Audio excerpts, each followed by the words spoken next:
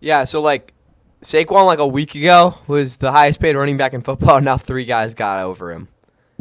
I guess, bro. Yeah, football was back on Thursday. That was a crazy game. And one of those teams might be rivaling this one. Niners, are you guys in trouble? We'll see how this roster looks.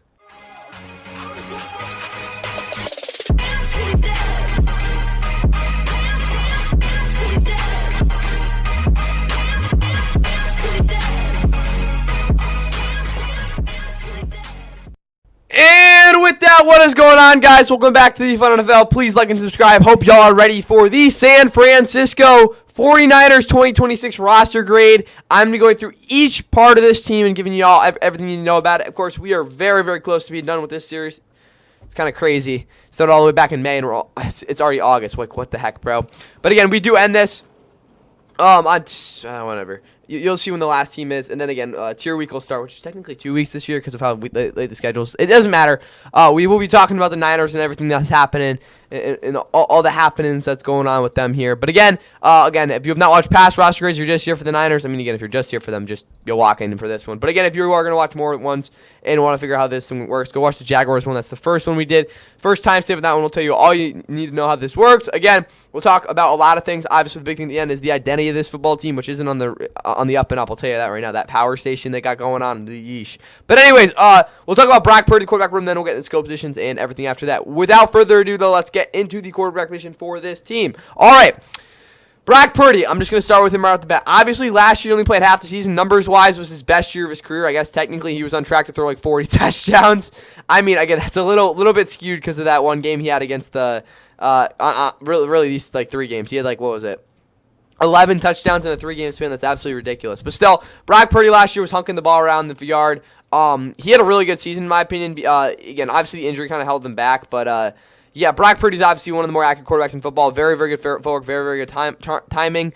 Obviously, he's very, very effective and efficient. Again, really only drawback to his game is the fact that he's a little bit limited physically. I think, though, as a scrambler, well, that wasn't a huge part of his game last year because of the ankle injury. He's still a guy you look at as a guy who transcends his system, even though he's a system quarterback. It's kind of bizarre, but guys, trust me, he's not that like system quarterback that everyone says he is. But then again, they got absolutely mauled against the Seahawks in the divisional, so who am I to say that? Back goes Mac Jones. Mac Jones last year was really good when he played as well.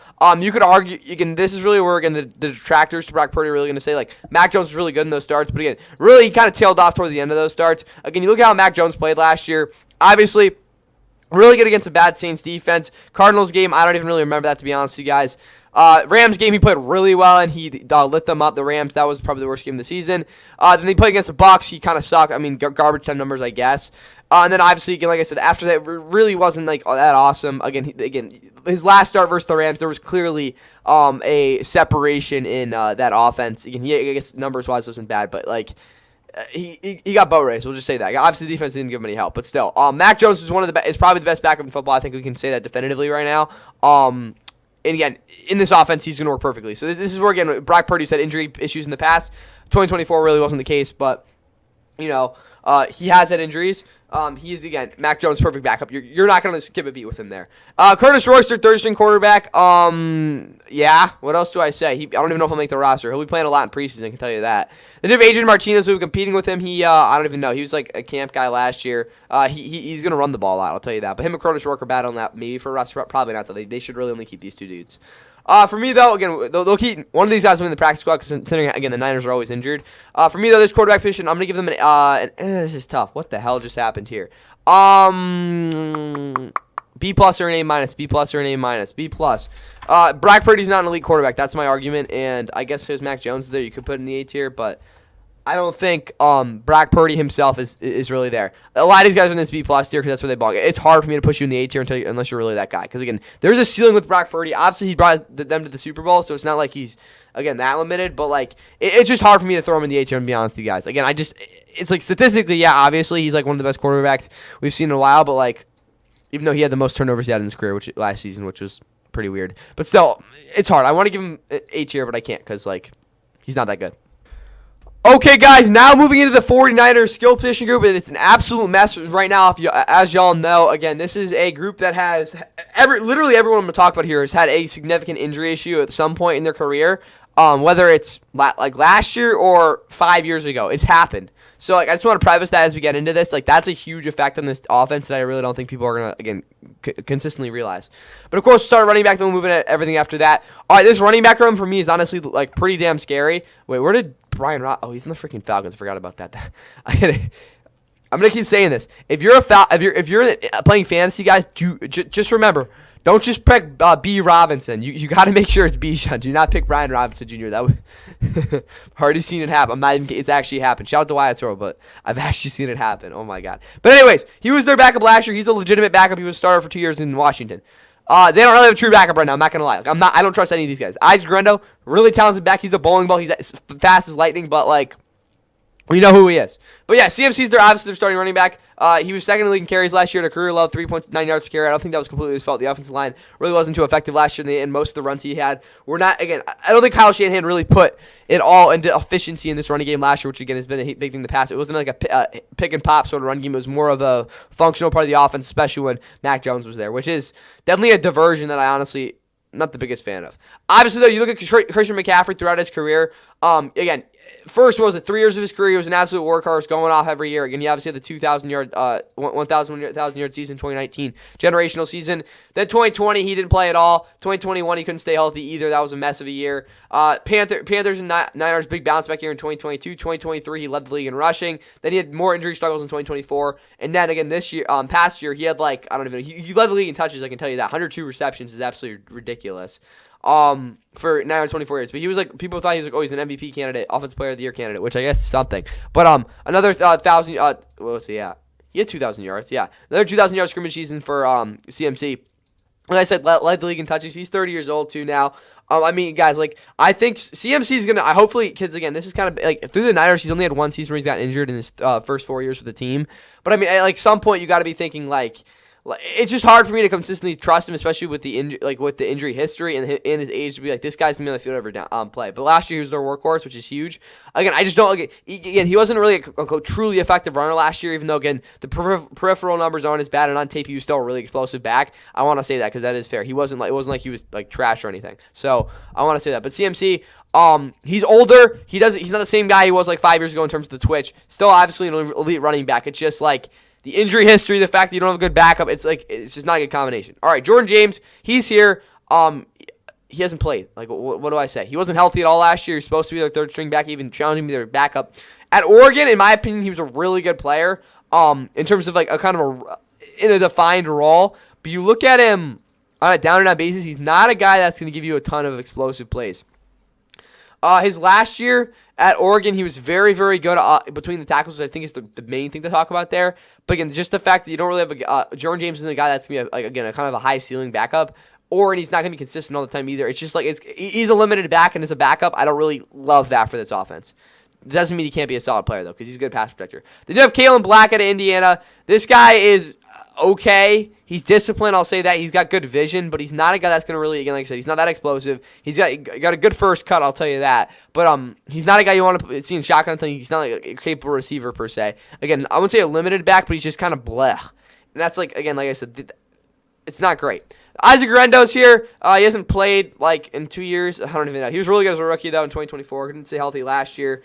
Hopefully he stays healthy this year, or he gets back on the field. Who really knows? Do we have anything here? Yeah. But he's their best backup running back by far, so keep that in mind. But still, again, they don't really have a true defined guy because all these guys have either been injured or aren't the greatest. So, yeah. For me, though, I'm going to give the running back room an A. The only reason it's not an A+ is because the depth isn't really there, and I just don't think, again, McCaffrey, again, he's 30 years old. He's not the same guy he was a couple years ago. It's just that simple. He's still obviously an elite running back, but he's not that good. 33 points, though. Now moving to the receiver core. This is an driven group, will say that, and also all these guys are not healthy. Literally none of them are healthy. Jibo just came in. I think he's the only guy that's actually like legitimately healthy there. I will say there's a lot of depth there. I like most of these dudes. Also, again, I want to talk to Reed Pearsall. I don't really like talking about Caleb Farley. Again, that's a really quick diversion. My bad. If you don't remember, Caleb Farley he was the first round pick for the Titans out of Virginia Tech. I think, what was it, 2022, 2021, one of those years. He was an extremely talented corner, but he was very injury prone. That's the biggest thing to say there. And again, there were definitely some flaws in his coverages, in his coverage capabilities at times. But again, he was an extremely talented and athletic corner. And he really struggled throughout his career in terms of playing. But it was really the injury bug that took hold there.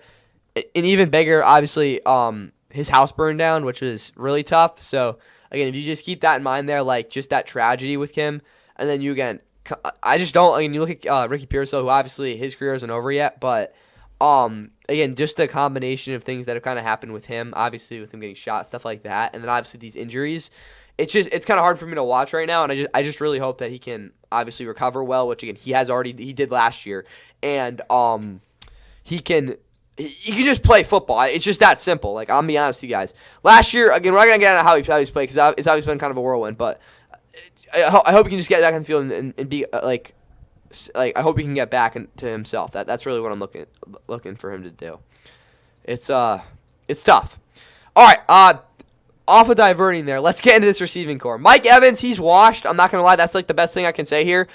He wasn't really healthy at all last year. Only played 8 games. That's why I didn't. Again, like I said, he had the most 1,000-yard seasons to start his career, most 1,000-yard.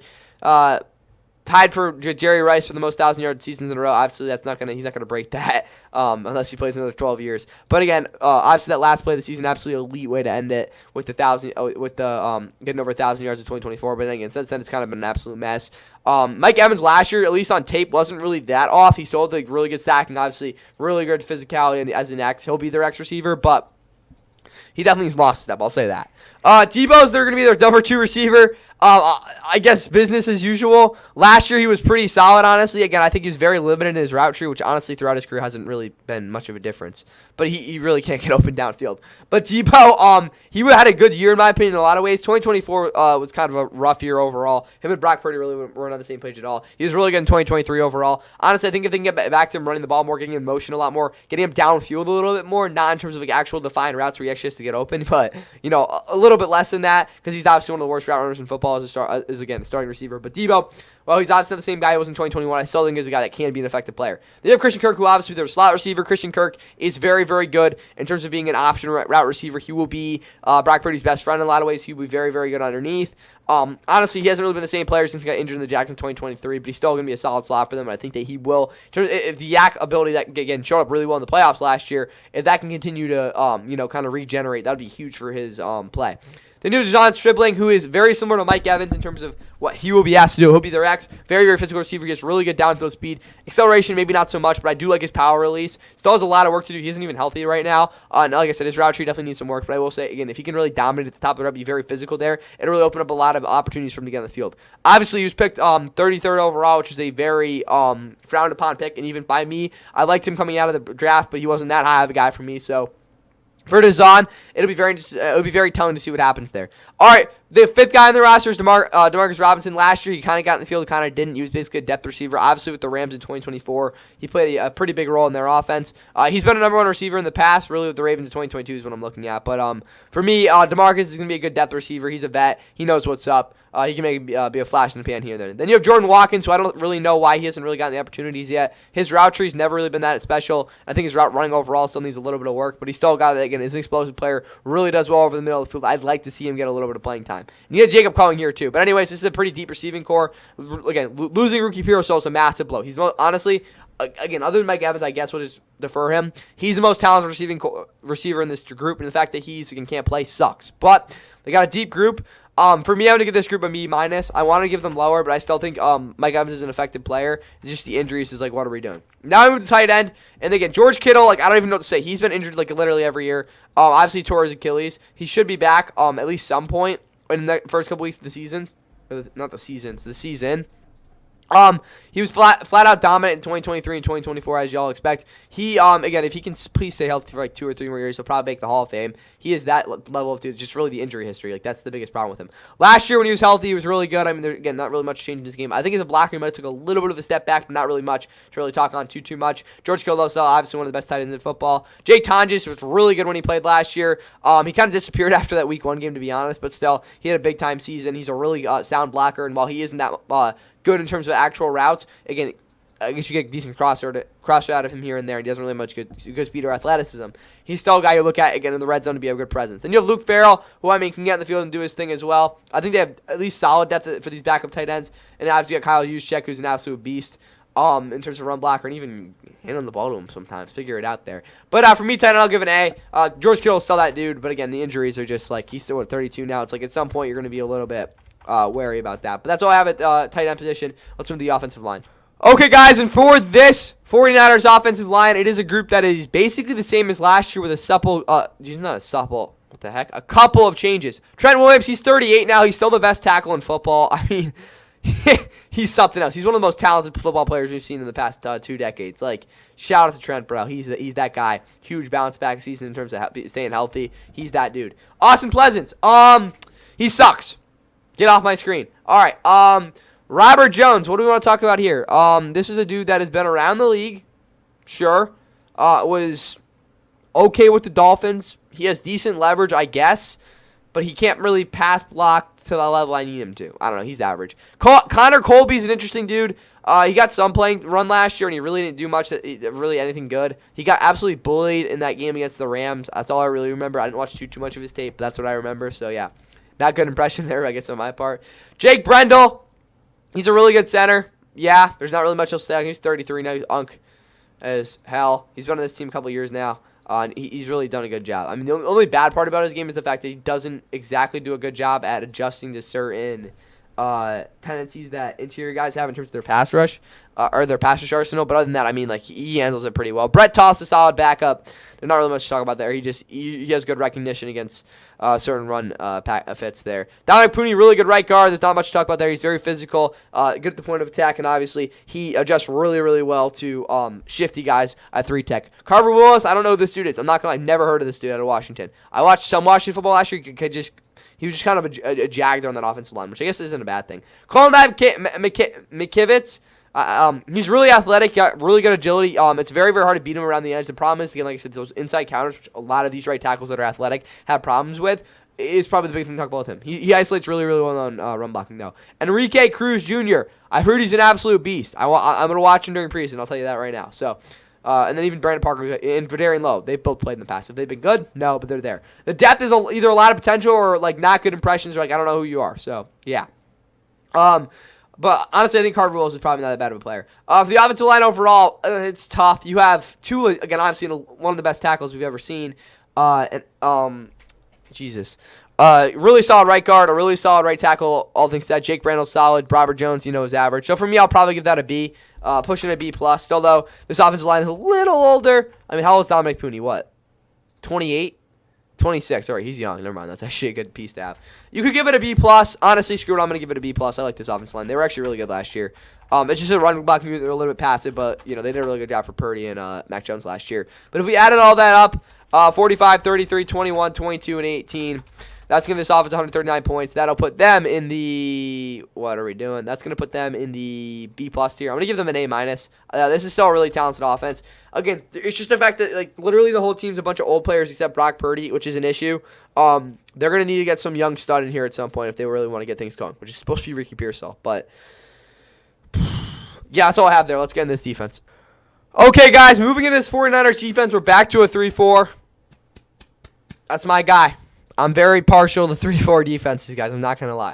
At least for this. Not actually. Whatever works for your team, I guess. But anyways, we will be talking about this linebacking core, these two dudes. It's actually nuts that Drake Green lost here. That's actually nuts they got him. But, oh, that's a good voice crack. But they obviously have those two there. D-line, then we'll obviously get into the edge rushers and the pass rush. That's definitely an interesting group. Okay, then we'll start at linebacker, though, with this front seven. Initial reaction is they have legitimately the two most talented linebackers in football down and down, just in terms of the range and playmaking ability. Obviously, Dre Greenlaw, again, we'll just go into him first. Last year really wasn't that healthy at all in the Broncos, and honestly wasn't very good. He started to turn it up towards the end of the season, but still, coverage-wise, wasn't the same player, and he still missed a lot of tackles, and at least, like, in terms of being in a rhythm and his instincts, they weren't completely there. Obviously, 2023, he tore his Achilles. 2024, he was his ACL. Something ridiculous like that. He's had some major injury issues in the past. He's now 29. But again, the 2023 with the 49ers, he was legitimately the most dynamic what is it called? Linebacker other than Fred Warner in football. Like, he was that good. But obviously, again, he's so athletic. He's so rangy. And just the fact you put him in the box because he's a guy that's 230, 6 feet. Obviously, he's not as like Roquan Smith-esque, but this is the dude just a game wrecker. We haven't quite seen it in 3 years, yes, but he can be pretty damn good just off of talent there. Obviously, next to him is Fred Warner. Obviously, awful injury. First time in his career, he's actually had like a legitimate injury that's cost him the season. It was the ankle thing. From what I've heard, he looks fine, which is good. I wouldn't expect him to be quite as aggressive going downhill, at least to start the season, but obviously, he's the best cover linebacker in football. There's really one thing to say that, again, kind of separates him from the rest of the linebackers, even though I think Jack Campbell's a little bit ahead of him right now because he's now 29, I guess. But also, he does things that other linebackers just aren't going to do. And obviously, so it's associated in coverage, but that's really the best. That's what I say when anyone asks, why is Fred Warner the best linebacker in football? That's why. But yeah, he's there. Then you obviously have two guys that have played a lot. Luke Gifford last year, honestly filled in pretty nice. The problem with him is you cannot put him against a slot receiver. If there's any instance where he has to cover space against a slot receiver, he's either going to get beat bad or makes a tackle, but it's going to be a first down. And then also you have, obviously in zone, he has pretty decent instincts. I think he does do a really good job at sitting his coverage and really reading the quarterback, which is nice. But that kind of, it jeopardizes some of his kind of downhill aggression as a run defender, which we saw a lot in 2024, which is, I think was a bright spot there. But again, he's a really solid backup in a lot of ways because, again, he doesn't technically miss a ton of tackles. You have Tatum Bethune, who obviously started for them before he got injured, which is actually ridiculous that he got injured. He was really good when he filled in. Again, he's a little bit more reckless. I don't think he's a guy that's consistently getting off blocks the way you want him to, but he's very, very good at blitzing. And when you get him going downhill and he's able to kind of force a running back's hand, he does a really good job at wrapping him up there. Garrett Wall, Jane Duggar are going to be battling for maybe a roster spot. Nick Martin kind of blew his spot from what I've heard in the past couple days in training camp. But for me, this linebacking core is going to get an A-. Again, it should be an A+ because those are literally the two of the best linebackers in football when they're healthy. But again, like I said, Drake Greenlaw hasn't played like this in 3 years. And Fred Warner was injured last year. Just keep that in mind. First time in his career. We don't really know what's going to go on there. But obviously, just off of talent alone, it's going to be that.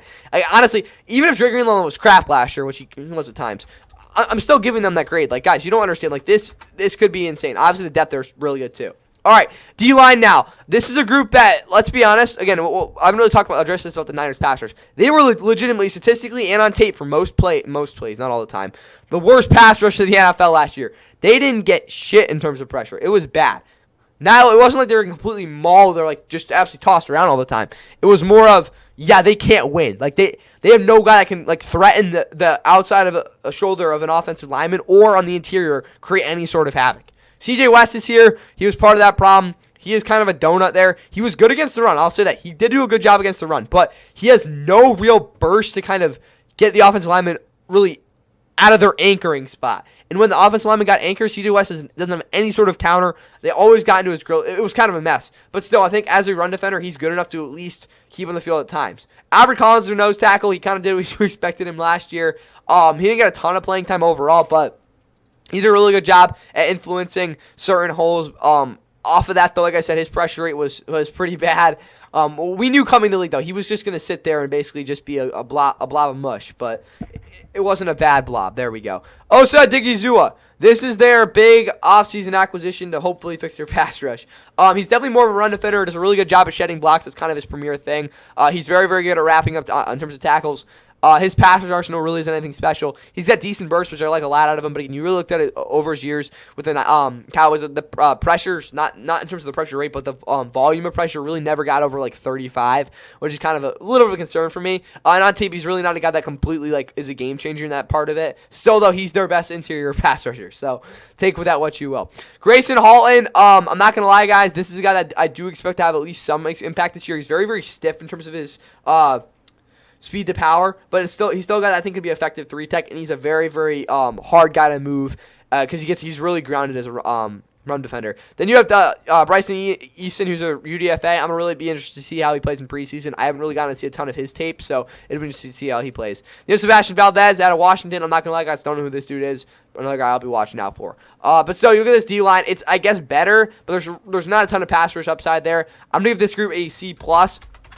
CJ West legitimately is not a great player. Alfred Collins is kind of like there. And Osei Digizua is an impactful defensive lineman, but he's not as good as people think he is. I might give it a B. I'm going to stick it a C+. I don't love the group, and obviously the pass rush is a big issue. All right, edge rushers here. Neither they legitimately were down to like their 5th and 6th string guys in that playoff game. It was bad. But Nick Bosa is obviously the number one guy. He tore his ACL last year for the second time. He's now, 28 years old. Again, Defensive Player of the Year in 2022. He was really good in 2023. 2024 was kind of an up-and-down year in a lot of ways. This pressure, it was still an elite level, but on tape, he wasn't quite as good. Obviously, his biggest thing is his first step and him just completely just going speed with a really good ability to get into the grill of these tackles. Last year, though, he played really well out of the gate, and I think it was probably off to his best season in terms of run defending when I look back on his tape. But obviously, Nick Bosa wasn't held, he was gone.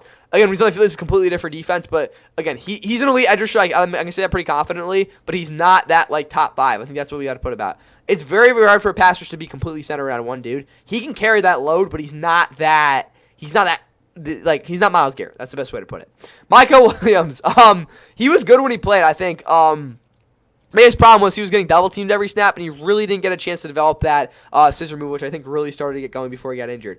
Biggest problem this year is that his first step is going to be limited. I do expect him to be a guy that you won't really see these overly dynamic attempts to beat a guy off, literally through the edge. But still, he's got really good bend. I think that if he can really develop that scissor move even more and kind of counter it off the bull rush, it'll make Mikel a very, very well-rounded guy there off the edge. Again, it would be interesting to see how they use him. I don't think, again, he's obviously more of a run defender at the end of the day, but again, it'll be telling definitely towards the middle of the season. Sam, I can't pronounce your last name. He was their only healthy guy towards the end of the season.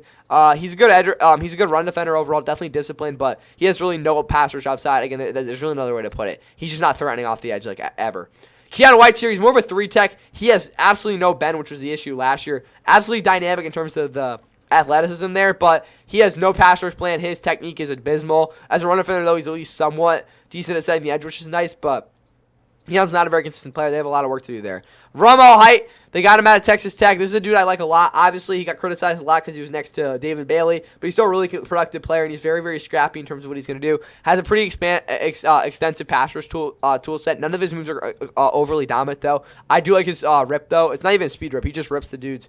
He goes like that, and then he goes under. Stuff like that work really, really well. Ogarankwo has a really good chop move. It's not really a cross chop, but it's more of he is a club and a chop. But those work really, really well. This is a dude in the past, especially with the Browns, who's been a productive player. So definitely watch out for him. So that's what I'll say there. Still, though, again, they have 6 guys that I think could be good. Quentin Bell has played in the past. He's been good? No. But again, you look off the edge. It's, again, 2 guys that had season-ending ACL tears last year. A guy that's proven to not be a very effective pass rusher. A guy in Keaton White that's an absolute mess. Ogarankwo, who I guess is just there. He's probably their most dependable guy as of right now, which is pretty insane. Then Romo Height, who has a lot of proof, and we'll see what he can do in preseason. But that's your edge rushing group this year. And for me, it's a group that, again, as bad as they were last year, there's still a lot of talent. I'm going to give them a B- for pass rush. Which might for a lot of people is going to be, we'll give it a C+. They were statistically and on tape the worst pass rush in football last year. I have to keep down the count the C+. As good as Nick Bosa is, as good as Michael Williams could be, it's kind of hard for me to give them there because they're not going to get much penetration or pressure at all from that interior. And just those guys coming off their injuries, and I'm not the most comfortable with those depth guys off the edge. I got to say a C+. It's brutal because I think Nick Bosa really deserves a higher grade, but it's hard for me to do that with, again, the circumstances. Okay, guys, and now diving into this Niners secondary as we round out this defense. It's a group that has a lot of potential and a lot of really fun guys to talk about, but at the same time, there's definitely some inconsistencies we need to get into. First off, the number 1 cornerback is Deommodore Lenoir. Last year, he had a really solid season. He's really been their starter for the past 3 seasons. Again, as a true number 1 guy. Obviously, 2022, Travarius Ward was there. 2023, I guess he was too, but Deommodore really took over that role. Last year, he played a lot more zone, which I thought was interesting. He's obviously a man-first corner, especially in standard. He's a really good job at making it hard for these receivers to make to not, again, have to anticipate him closing on the ball. He's definitely a more low-risk corner, though. There's not a lot of plays where you're going to see him completely jump on it, but he does have that ability. Really good length. I think Deommodore Lenoir is a really solid player. Despite being 5'10", he does a lot of really good things. And honestly, solid length for his size. Still, though, he's a guy that does get consistently beat underneath. That's what I'll just say in general. That was the observation. Main one, I made on tape there. Ronaldo Green's next to him. He's the press demon. He has brick hands. There's no other way to put it. He had 1 pick, and what was it? Some crazy targets. Out of targets. But last year, he was really good in press. Again, that's what he does best. But still, again, you look at his zone coverage. The biggest problem with him is that he doesn't really do a good job at closing out on the boundary. There's a lot of places where he just doesn't track the ball well, and he does take a lot of penalties. Still, though, it's kind of hard. You're going to be hard-pressed to find a better press corner around here, so you kind of got to take that. Jack Jones, vet, obviously. He's now 28 years old. That's not him. What? What the heck? This is the wrong Jack. No, why did I say Jack Jones? Why am I thinking Jonathan Jones? Jack Jones, my bad. Last year with the Dolphins, he was thrown out there. He did a really good job, in my opinion. Biggest issue is he just gets beat a lot, and I mean a lot, on in-breakers. That is something he has just always had an issue with. The inside leverage, he's always given up things on. It would be really nice if that wasn't the thing. Case obviously 2022 he had a massive year. 2023 was all over the place. 2024 with the Raiders, again, there's a reason he's been on. What was it? 3 teams in 3 years, but again, I think he's definitely a high potential cornerback, and if he can at least if he can be a little bit respectable, at least statistically and on tape, on those in-breakers, he should be getting the field a lot more. Then you have Nate Hobbs across from him. Nate Hobbs is a really good depth piece. He's obviously not a guy that's going to be a true boundary guy. He's very, very good as a slot, though. He reacts really, really well against slot receivers, and he also is a valuable run piece. So watch out for him there. Upton Stout's a nickelbacker, or nickelback, my bad. For me, he honestly was a little bit underwhelming last year. For, again, what people talked about him, because I didn't really go about his tape until, like, June. So when I watched him play, I'm like, how good was this guy actually? He seemed a little bit slow on certain plays and definitely hesitant, but as a run defender, he was really, really disciplined. It was very, very hard to get around his edge, which was huge. So shout out to Upton Stout there. Sorain Neal's also a guy that can play. Darrell Lutter's also been decent in the past. For me, this quarterback room is honestly in a really good spot. There's some decent depth there, too. I'm going to give it a B. It's a lot better than it has been in the past, even though people are like, yeah, those guys are burnt toast at times, which isn't completely wrong, but like still, you get some very consistent play there. Now at safety, Jairi Brown, I don't really like him at all. He's kind of just there, to be honest with you guys. He's respectable enough in flat zone coverage, but when you actually have to get him in the open field, he's kind of awful. He doesn't track the ball well at all, and I think that there are times in open space where he gets completely exposed. Still, though, he is a somewhat quick reactor, which is nice, but Jairi Brown for me is kind of just a meh dude there. Then you have Marquez Sigel, who's literally a special teamer. I don't even know what to say here. He's okay, I guess. He just doesn't really do a ton. Then you also have Malik Mustafa, who's probably the best guy in this entire secondary. He is an elite ball tracker. He does a very, very good job in one high. Again, he just completely directs the defense, and he has elite closing speed on the ball, and his acceleration is also up there. Biggest problem is he only played 12 games last year, and I would like to see him be a little bit more aggressive. But still, Malik Mustafa is awesome. Ashton Davis is also pretty good as a depth player, but there's really nothing to talk about there. He's been more of a downhill guy for them this season. For me, the safety room is kind of a mishmash there. There we go. I'll say a C+. As good as I think Malik Mustafa can be, he hasn't completely put it together in a whole season. And Jairi Brown is also, like I said, not too good. And the depth is a little bit questionable. So we'll say that's 18 points there. I want to give them more, but I'm going to stick with that. If we added that to me, 30, 12, 24, 16, and 18 points there. What the hell? 30 plus 12 plus 24 plus 16 plus 18. That's going to give this defense 100 points, which isn't bad. Again, probably not as good as it has been in the past, but still not a bad spot to be in. That's going to put this defense in the C+ tier. I mean, I guess that makes sense. C+ tier for the defense. Let's look at some other things before the overall roster grade gets revealed. Okay, guys, again, 2024 for the Niners was a year marked of special teams issues. Part of the reason they only won 6 games. But anyways, you look at their actual special team unit right now, it's a lot better. Eddie Pinheiro last year was very, very effective for them. Obviously, only 14 games played, but 96%. He was money from deep. Eddie Pinheiro, I've seen the past, like the Bears in the season, he was an absolute disaster. But ever since, he's been a really good kicker. I don't really know why the Panthers also let him go. That was kind of bizarre. But yeah, he's a really good kicker. Corliss Waitman is a little bit below punter. He's pretty accurate, just a problem. You're a little bit limited what you're going to do there. Jack Baumeister, I do expect to take a spot. He was an absolute beast in Texas last year. And trust, Ark Manning early season, bro, he was getting the field a lot. Jacob Coing, solid punt returner. Yeah. Isaac Grendo's an electric kick returner, but he's not bad on the field. So, what are we going to say there? John Weeks is their long snapper. For me, it's still a special teams unit that's a little bit in flux. I'm going to give them a C, but it's still not a bad group. There's a lot of potential there. Now we move to the depth of this team. Quarterback depth is obviously an A+.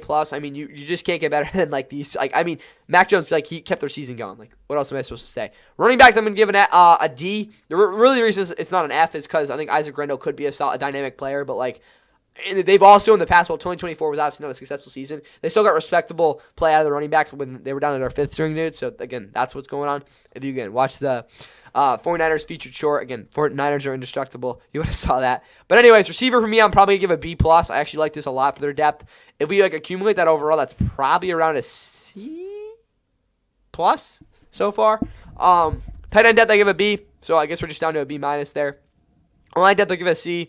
So we're probably still at a C+. D-line, it's very, very, like, risky, and it's just not, like, a great group, and I have good vibes there, so I'm going to say a C-. We're still probably a C+, though. Linebacker depth's an A. We'll probably give that what, a B minus now. Edge rusher depth is questionable. I'll probably say a C minus, a D plus. We'll say C minus. I think we're still at a C plus though. Cornerback wise, just off of talent alone, I'll probably say is a B. So I think we're probably still at a C plus though, and I think I'll stick it at a B minus. There's obviously some positions that are in tougher spots in terms of depth, just again what we saw last year. But for me, in a lot of ways, I think that it's still a group that has the team overall is set up well in terms of depth. It's not like they're being completely screwed. What is that going to be? 12, 24, 28 points for the depth of this team. I think something like that. Then you obviously look at the identity of this Niners team. Jesus. It really comes down to the fact that offensively you're relying on a bunch of unks, and defensively, like, the pass rush was so bad. I'm sorry, I can't ignore it. It was bad last year. And I don't really know how much better it's going to be. You have, again, obviously a potential for the best linebacker core in football. Luke Mustafi can stay healthy, can be an elite safety, like rivaling 2023 Talanoa Hufanga. Or was it 2022 Talanoa Hufanga? I think it was 2022. That was the year. But still, though, Kyle Shanahan at some point, like, what are we seeing here? Like, it's like the injuries are just surround this team. For that reason, I would say it's a B minus, but obviously Kyle Shanahan always has this ship turning the right way, so I will say that. But at some point, it's like, we got to figure this out. So 35 points there. If we added this up, that'd be 100 plus 139 plus 35 plus 5 plus 28. That's going to give them 307 points.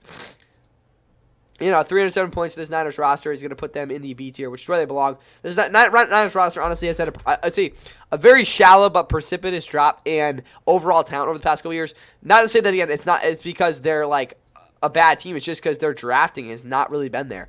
This is a team that hasn't really replaced or like shown any like youth, at least on the offensive side of the ball, in quite a while, to be honest with you guys. Again, I hope Deshaun Strickland goes out there and balls out. That would be a really good sign for them, but we don't really know there. And obviously running backs in flux as well. George Kittle is like only at some point we got to figure that out. Obviously Jake Tunyon was good last year, but how good can he be? The offensive line, it's like woof. Other than really Dominic Purdy. Defensively, again, Michael Williams is there. I still think Nick Bosa has obviously a couple years left, but it's like they're definitely in a little bit of a better spot. But it's like the pass rush, it was so bad last year, even obviously with the injuries in mind. It's like we got to figure that out. Just there's a lot of questions in this group that I don't quite know are going to be completely answered this year, which is an issue, especially with the division they're in. And if they can, keep up. That's all I have for the Niners. Good luck for them this season. No, I'm joking. They're going to be in freaking Australia and getting their arses whooped in a couple weeks. Anyways, though, let's get to a team that they were rivaling to be the best team in football with, 7 years ago? Yeah, here's the next team. Legends. They're not loving that. Yep. This is the 25-year anniversary as Hill starts to gallop. Someone kept Connor, lost his footing. Look at Hill take off. And he takes it the distance. How about that? I was talking last series about how he hasn't quit at all. He goes 71 yards. You're just going to see him take off to the right and then cuts back, and right here, the explosiveness to finish. And a lot of that